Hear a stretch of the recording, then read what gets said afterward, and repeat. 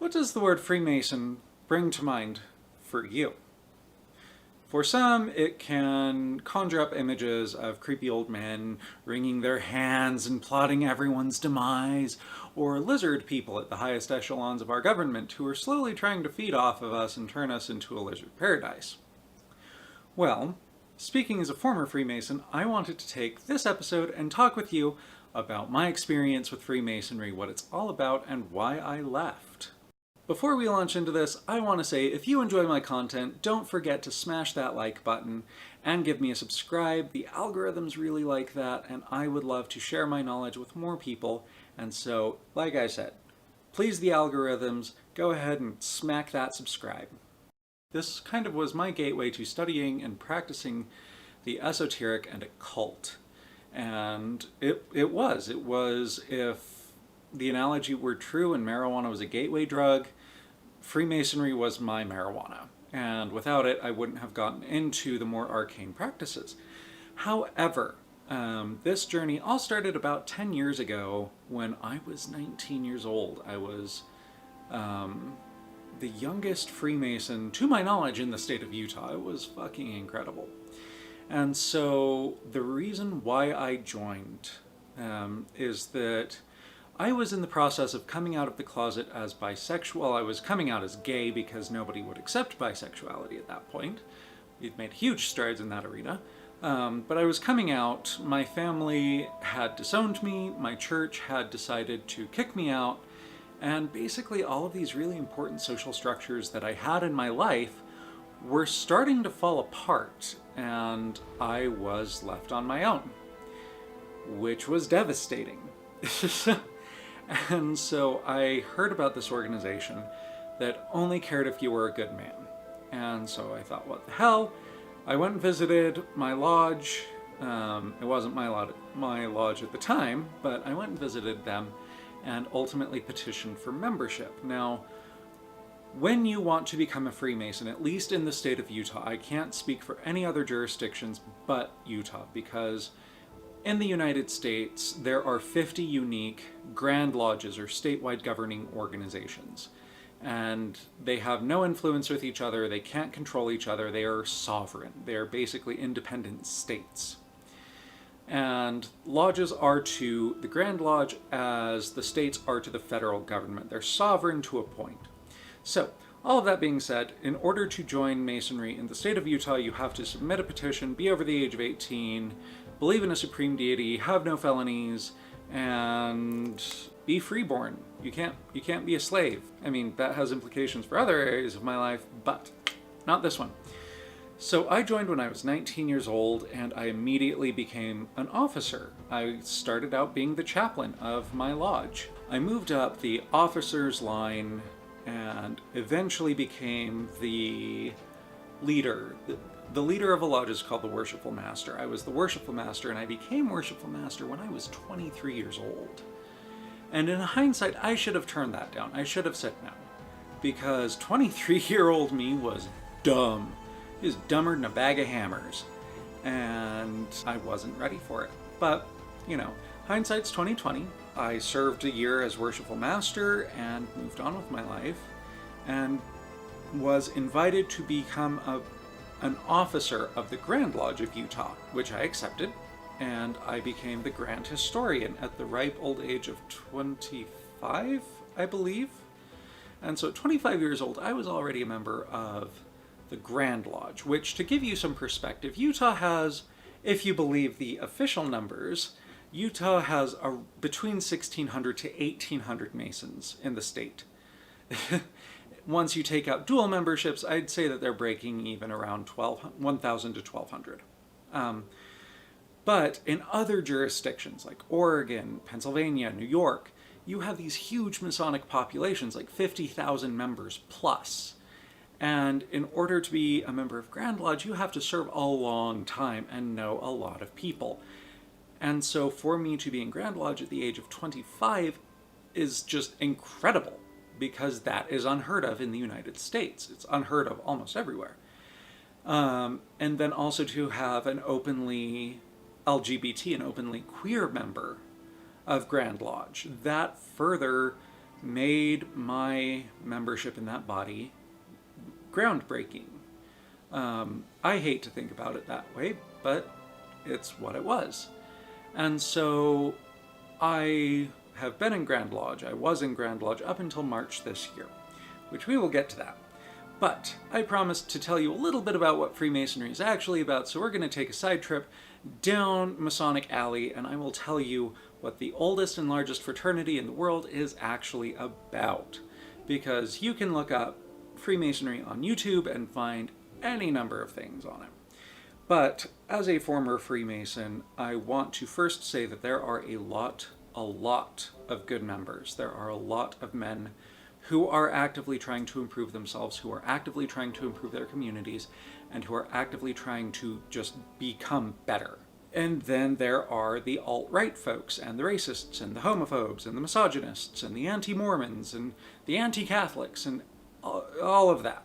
I was very fortunate, I am very fortunate to have a very close circle of friends that I grew, having been a Mason for almost 10 years, and I trust them more than I trust almost everyone in my life.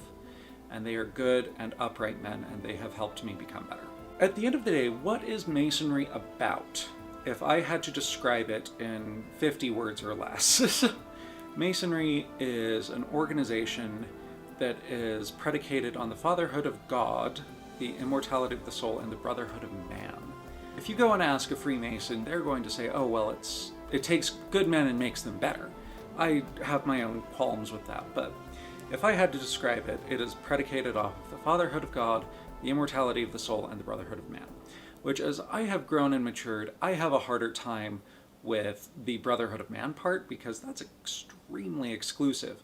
And if you ask a Freemason, why don't you allow women in? Then I will tell you right now, they will not be able to give you a good answer. I have a degree in philosophy, and I spent 10 years as a Mason, and every time I asked, why don't you allow women in? There was no satisfactory answer. I got answers from, oh, well, we're a fraternity, that's definitionally what we are, to, oh, it's just tradition. Since this is an Enlightenment era organization, one would think that their values would have evolved to the point where they could at least allow themselves to recognize other Masonic organizations that are co-Masonic. They allow women in, or in some cases are run by women, but of course they don't, because old white men are awesome. That boggles my mind. Like I said, this is an Enlightenment era organization. It officially began with the United Grand Lodge of England in 1717. However, there were 2 or 3 independent Grand Lodges before 1717, and 1717 is just the date when the UGLE was officially a thing. And the UGLE is the mother Grand Lodge of all Grand Lodges and lodges in the world. Well, that's not entirely true. There's also the Grand Lodge of Scotland and the Grand Lodge of Ireland, and so it's over 300 years old. If you believe that stuff, it's technically older than that, and it has had an incredibly heavy impact on the history of the world. For example, the majority of the founding fathers were Freemasons. And so you can look at that and see some influences of Masonry in our founding documents. You can also look at other presidents and see that they were Freemasons. Now, I want to address the myth that all presidents are Freemasons. This is entirely untrue. I see so many people saying, oh, well, Obama was a 33rd degree Master Mason, blah, blah, blah, blah, blah. No, he's not. And so Masonry has impacted our national history in pretty unique ways. And if you go back east, you can find Masonic rest homes for the elderly, you can find Masonic orphanages, etc., etc. And the fraternity used to be that big. It used to be able to support these huge undertakings, but unfortunately, well, I don't know why I say it unfortunately, but it has begun to shrivel up. It has had a very checkered past with American politics. And you can look at the Morgan Affair of the early 1700s, the early 18th century, where a man was allegedly killed by the Masons back east, and it sparked the anti-Masonic party. Oh no, I'm sorry, it was the early 19th century. Yeah, the early 19th century, not the early 18th century. Yeah. And it sparked the anti-Masonic Party, and, you know, that was the first official third party in United States politics. And that ultimately is what allowed Andrew Jackson to become president, because the anti-Masonic Party split the vote enough to allow Andrew Jackson to be elected. So, super fun fact there. But drawing back to Masonry itself, there are 3 degrees within Masonry. There's the Entered Apprentice, Fellowcraft, and Master Mason. I myself am technically still a Master Mason, and at least in the state of Utah, you go through a degree, you have to spend some time learning about that degree, then you can move on to the next degree. And what I want to emphasize here is that the 3rd degree, the Master Mason degree, is technically the highest degree in all of Masonry. You don't, and the reason is thus: if you want to join the Scottish Rite, which has the 33rd degree in it, you have to be a Master Mason.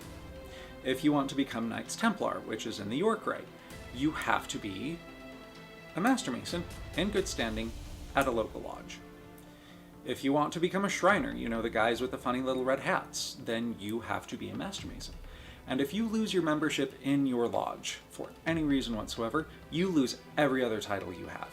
And so it doesn't matter if you're a 33rd degree, Sovereign Grand Inspector General, Honorary, and, you know, past Sovereign Grand Commander of bullshit, that you will lose all of those titles if you lose your membership in your Blue Lodge. So, it is arguably one of the last great initiatic systems. It is technically a system of high magic, because there are parts of the ritual that, trying to think what I can say, because even though I'm not a member anymore, I still refuse to betray my obligations. Anyway, it is technically a system of high magic, and that's part of what was so infuriating when I was a member, is that there were old white men who treated it like a dinner club. We go, we drink bad coffee, we tell terrible jokes, we have bad food, we go upstairs and pay our bills, we go home, we come back next month for the monthly business meeting, rinse, repeat. When there are incredibly interesting and poignant and meaningful symbols and lessons and allegory in Masonic lore and teachings. Even though I refuse to betray my obligations, you can go out and you can find all of this information if you really want to. So, I'm not going to betray my obligations, but at the end of the day, you are free to do whatever you want to. I am still a Mason in my heart. That actually goes back to one of the first things you were taught as a Mason. Where were you first made a Mason? In my heart. You are not made a Mason in a lodge. Those who come to Masonry and who join Masonry are technically already Masons. Now we will talk about what happened with the fraternity, why I left, and some other fun stuff. So buckle up, kids. This is going to be a fun one. So, you got a brief overview of my Masonic history earlier in the video, that I joined when I was 19 years old. I was young and stupid and all of that, and I can say that my Masonic journey really started going downhill in 2019, or in 2018, because in order to become a worshipful master in the state of Utah, you have to show that you are proficient in the memorized portions of Utah Freemasonry. And if you are not proficient in those areas, you cannot be a worshipful master. And this is enforced by a Grand Lecturer. And I was the Deputy Grand Lecturer for my lodge. And the person who was supposed to be moving up into the worshipful master's seat, I had told him 3 years beforehand, you have 3 years to get this done. Get it done. Don't make me do this. But of course, he made me do it. The night of elections in 2018, I stood up in our business meeting and I said, these people are eligible to be elected worshipful master.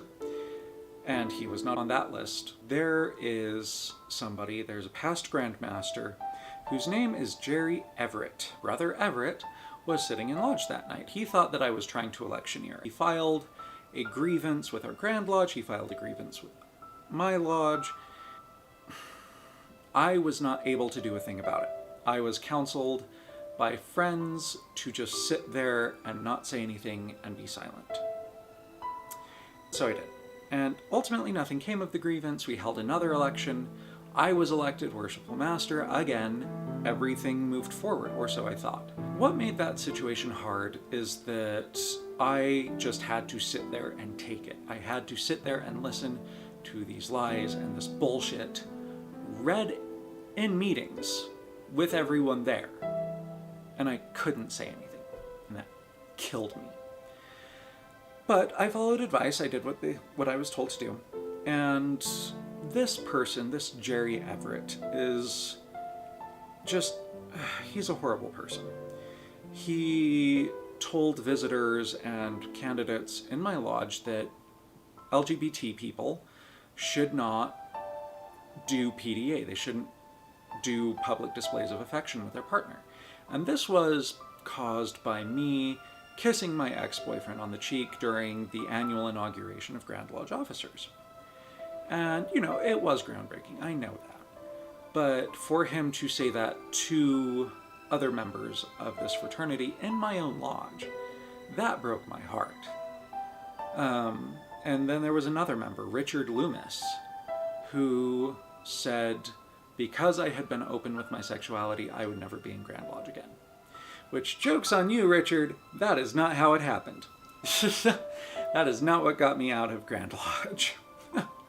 So, I was elected in 2018 to lead my lodge again as Worshipful Master. Y'all, I was tired. I was burned out. I just wanted to not do it. But I did it. I had a great core of officers who helped me through that year. And I was very happy to hand off the leadership to the next Worshipful Master, because I'll be honest, for like the last 4 months of my term, I was an absentee master. I wasn't there unless I had to be.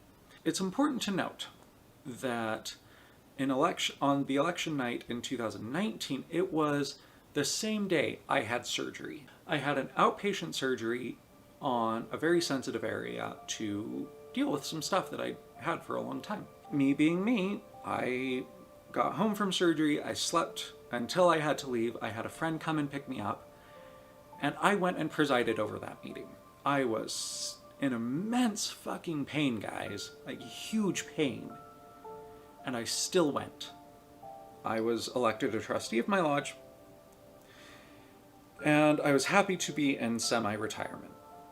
I was happy not to have an active role. In December of 2019, me and my friends would always go after lodge and get a beer and a pizza, a beer and a burger, whatever. We'd been doing that for a good 7 or 8 years. Like, it was a set tradition. It probably still is a set tradition. And that night, I went and had a beer. I hadn't eaten all day. I was driving home. My car lost power on the highway. And I was stranded on the side of the road in December in Utah when it was like a balmy 17 degrees, and I was charged with a DUI. Rather than blasting it all over social media, I kept it to myself. I was dealing with it. My amazing boyfriend, oh my god, you guys, I couldn't have made it through this without him. He helped me learn from it. He chauffeured me everywhere. Oh my god, he was just amazing. So I was dealing with it in private. I had pre-trial hearings. I was fighting it. All of that fun stuff, because I came in, when I went to the police station, when they booked me into the jail, I came in below the legal limit in the state of Utah. But it's Utah, what do you do? And so I was fighting it and dealing with it in private, etc., etc. Jerry Everett shows up to what would be my second to last pretrial hearing. And I was meeting with my attorney, my boyfriend was standing there, and he walks in. It was after the hearing was all said and done. I had to do a double take. It's like, what the fuck are you doing here? Because I didn't tell him about it. I didn't tell him what I was going through. I didn't tell him what I was dealing with. He showed up and he said he was there to support me and show me that I wasn't alone, and that if I ever needed a ride, I could just call him, and da-da-da-da-da-da-da. That broke my heart. That destroyed me. Because this man who has been after me for years, who has said the most horrible things about me and my partner, and my former partner, and has just been a horrible human, came and tried to express basic human decency to me, and that broke my heart. Because I come across as a very bitter and cynical person, but at the end of the day, I truly want to believe in the goodness of others. I want to believe that people are good. And so I thought I would be a fool to believe him. So he leaves, me and my partner get in his car to go home, and I decide to just make a Facebook post because I knew that this guy was going to go and talk to other people and probably shit all over my reputation. So I figured, what the hell, I'm going to get ahead of this curve, I'm going to get ahead of the rumor mill and just throw it out there. I'm not going to mention him, I'm not going to mention the fraternity, I'm just going to say, hey folks, this is what I'm dealing with. It got a lot of attention, and later in the day, I get a text from the sitting Grand Master, Clay Hamblin. He asks me to take it down. He says, would you consider taking it down? And so he phrases it as a question. And I ask him, can I tell you what happened? And he said yes, and so I rolled out everything that had happened. He said, I'm sorry that happened to you. Would you please take it down? Or no, he said, I'm still asking you to take it down. And so, one, he didn't start this off as a directive or command. He started it off as a question. Would you consider taking it down? And so I end up taking it down. Y'all, I am burned at this point. I was furious because I asked him why, and he said, you're getting a lot of attention, so I'm getting a lot of attention. That was disgusting. And so I started resigning from my various positions within Utah Freemasonry. I was the district deputy grand lecturer. Stepped down from that. I stepped out of my role in Scottish Rite. I was basically walking away from all of my roles in Freemasonry because of this. Because a person who I had counted as a friend was more concerned about his petty political career within this organization than he was concerned about me. And so he comes to a meeting and asks me, what are your intentions with Grand Lodge? And I tell him I will choose the course of action that best allows me to serve the jurisdiction and maintain my friendships, because friendships are something that's very important to me. He says, okay, I think it's all said and done with. You know, things are still simmering. I'm still furious about this. Then St. Patrick's Day happened. And at this point, I'm still the Grand Chaplain of Utah. Everything's fine, not great, but okay. I was invited to a St. Patrick's Day party by another member of Grand Lodge, and a friend, who is still a friend. Lo and behold, he was actually the senior Grand Warden of the state of Utah. So he was third in command. He is third in command of the state of Utah. He's there as well, Jason Allred. St. Patrick's Day, we're drinking, we're carousing, we're having a good time. We end up going outside. It's me, Jason, and my friend. I bring up what happened, because I had thought that Clay would back me. You know, I would have thought that there would have been expressions of concern, but there wasn't. Right Worshipful Brother Allred says, well, you were too smart to not recognize the trap that you set for yourself. Honestly, he's right. I should have realized what was going on. I should have been more circumspect in my approach. I could have been more circumspect. And so he was right. And ultimately that night culminated in a big fight, a big verbal fight between me, Jason Allred, and my other friend who's a member of Grand Lodge. Wake up the next day, go home, and the Grand Master calls me. And I don't answer because I'm still pretty burned. And then I call him back, and he calls me back, and eventually we connect, and he says, we think it's best for you to step out of Grand Lodge because you are just so busy right now. And so I say, you know what? Can I have a minute to think about it? And he says, no, I'm not asking you. I'm telling you. And again, it wasn't honest. It was cowardly. It was cowardly for him to say, we think you're so busy. If only he had said, we don't think it's a good idea for you to stay in Grand Lodge because you're dealing with this. I would have understood that. It would have hurt, but I would have understood that. They kicked me out of Grand Lodge, and, the jurisdiction of Utah has been closed because of COVID, and that's fine. That actually helped me a great deal because I was able to sit and reflect and think about things.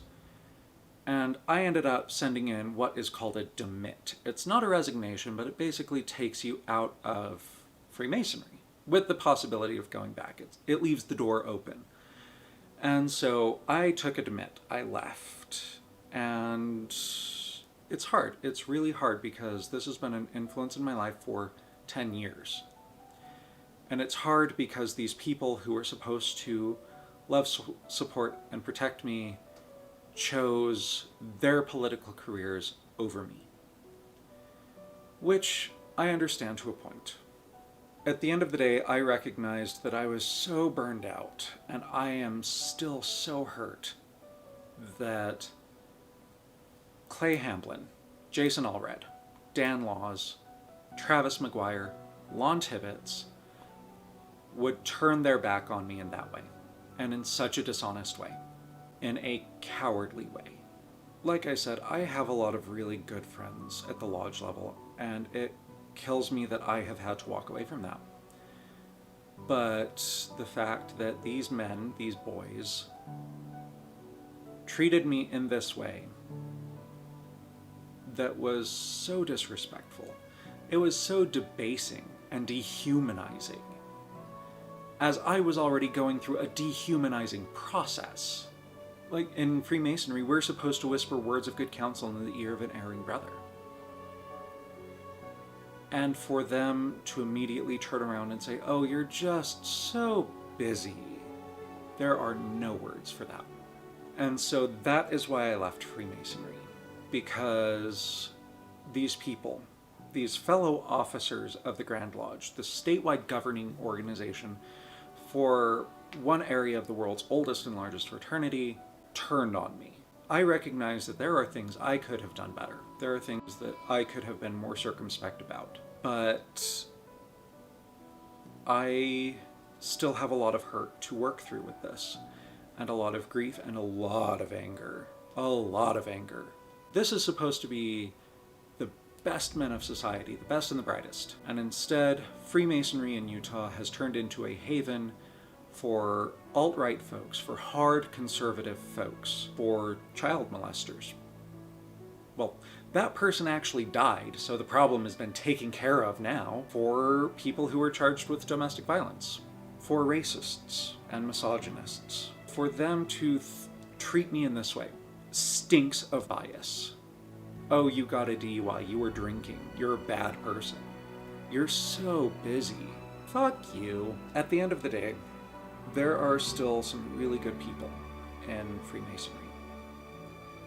There are people that I am still friends with who are Masons. But could I, in any good conscience, tell people that Freemasonry in Utah is a good organization? No. I absolutely could not do that. It is run by petty political hucksters who are willing to cut people off at the knees simply because optics wouldn't be good with that. And I've said that before. I don't understand optics at all. I'm not a social media personality with 30,000 followers on TikTok. What are you talking about, you crazy? Get out of here. This process has given me an opportunity to learn and to grow, because I am not a Mason because of my membership in that organization. I am a Mason because of what is in my heart. Because I am committed to equitability, truth, justice. I refuse to be silent or be silenced because, oh, I might lose my position in Grand Lodge. I might lose my reputation in that organization. There are worse things, like being a coward. Since this has gone on quite long enough, I wanna wrap this up and say the reason that I'm talking about this is twofold. One, I want people to know the whole story. I don't want people to go to their lodges. I don't want interested men who go to Freemasonry, who go to a Masonic lodge and say, I want to be a Freemason. I don't want them to go in there not knowing this, not knowing what they've done to me, not knowing what they have done for others, that they have allowed the racists to remain, that they have protected them, and that the Grand Lodge refuses to take action because, oh, we don't want to step on the local lodge's toes. In Masonic Code, in Utah Masonic Code, you can bring charges. You can begin a Masonic trial against someone. I brought charges against Jerry Everett for being homophobic. Everyone, oh yeah, good for you, James. Good, great, good on ya. We support you 110%.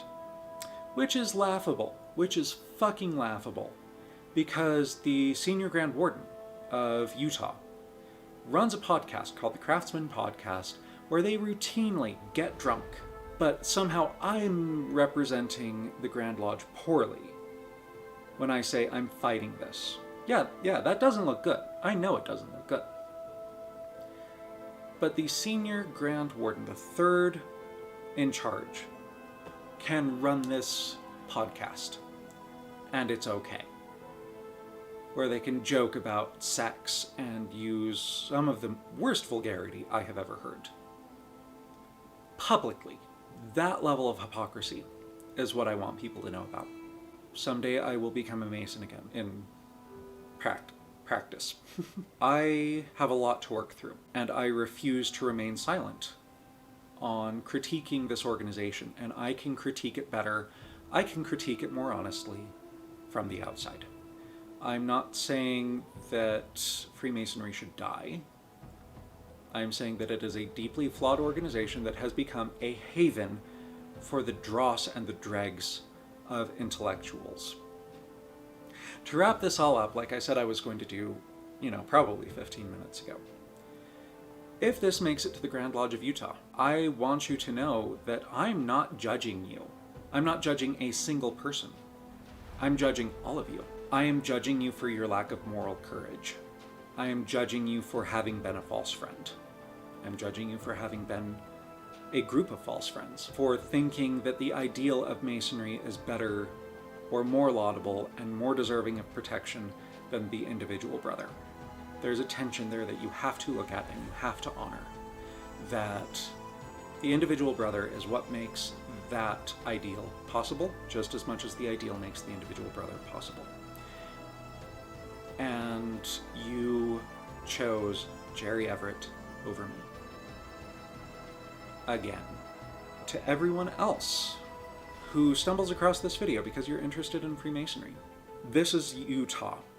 I can't speak for any other jurisdiction. Although in Tennessee and Georgia, you can't be gay and be a Mason. In Florida, you can't be pagan and be a Mason. I hope that this tempers your expectations. And I hope that if you do choose to become a Mason, it is good and pleasant and helpful for you. So, with all of that said, as always, I'm the head librarian. This is the Witch's Library. And thank you so much for stopping by. I hope to see you again.